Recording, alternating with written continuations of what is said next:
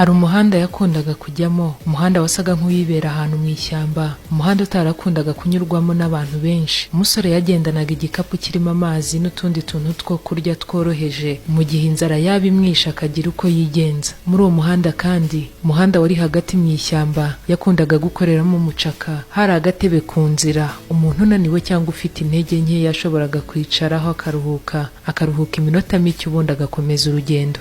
Yabaga uje muri siporo, yakundaga gushyiraho igikapu cye yabaga yagendanye kirimo amazi yo kunywa n'utundi tuntu two kurya igihe yabaga arangije siporo. Umusore n'ubundi araza nk'ibisanzwe, agera muri iryo shyamba muri uwo muhanda. Ageze yasanga kuri ka gatebe yakundaga gushyiraho igikapu cye hicaye umukobwa wari uhugiye cyane ku gishushanyo yarimo ashushanya. Umusore ahageze arahagarara, asa n'ushaka kuvugisha umukobwa, ariko akabona umukobwa ntabwo amwitayeho na gato. Umukobwa ntiyigeze anakebuka ngo arebe ku ruhande, mbese ntiyamenye ko hirya ye hari umuntu uhahagaze, ahubwo yikomereje ibye, arakomeza arishushanyiriza.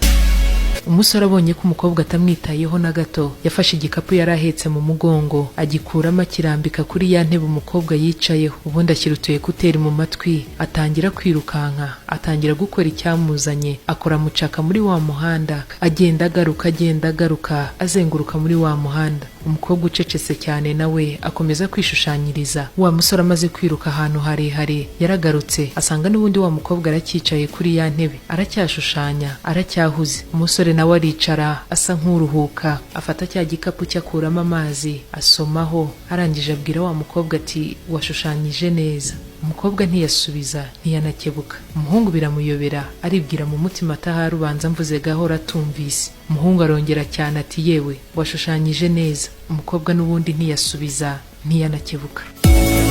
Umusore abonye umukobwa amwihoreye biramurakaza cyane, atangira gusakuza no kuvuga nabi. Atari ko abakobwa bo muri iyi minsi mwabaye mute? Muba mutekereza ko buri musore wese ubavugishije aba ashaka kubatereta? Ubu se urabona uri umukobwa mwiza cyane uhenze ku buryo kuvugana nanjye kwaba ari ukwisuzuguza? Ati, humura rwose muko, njye nashakaga kukwisuhuriza gusa nta kindi nari ngamije. Bitari ibyo mfite abakobwa benshi tuziranye kandi beza kukurusha, ndamutse ngize uwo nifuza sinamubura. Umukobwa n'ubundi ntiyasubiza, ariko asa n'uhindukira, abona umuhungu ari kuvuga asa nk'urakaye, arahagaze asa nk'uri kwitonganya. Umukobwa akeka ko ahari umuhungu yari arimo aramuvugisha. Ako kanya umuhungu yahise asubiza utu ekuteri mu matwi, arongera asubira kwirukanka. Umukobwa nawe akomeza yicara aho ngaho, akomeza kwishushanyiriza, ariko ubona bisa nk'ibimucanze. Ubona asa nk'uwibaza icyo umuhungu yashakaga kumubwira, ubona asa nk'uwibaza niba koko umuhungu yari arimo aramuvugisha cyangwa se hari ibindi yari arimo.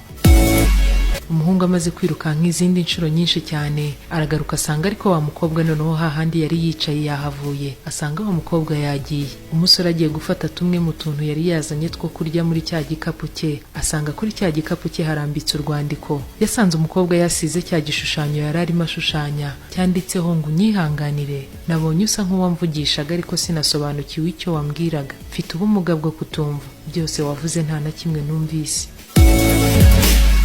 Umuhungu asomye ayo magambo byaramubabaje cyane, atangira kwicuza, yumva arababaye, yicuza amagambo yose yabwiye uwo mukobwa ufite ubumuga bwo kutumva, asanga nawe ntabwo ari we. Umusore abona yahubutse cyane mu kuvuga, yihuse cyane, ntiyabanje gutekereza. Nibwo yafashe igikapu cye agiheka vuba na bwangu, atangira kwirukanka asa nk'ukurikira wa mukobwa ngo arebe ko yamubona byibuze akaba yamusaba imbabazi. Inama y'umunsi.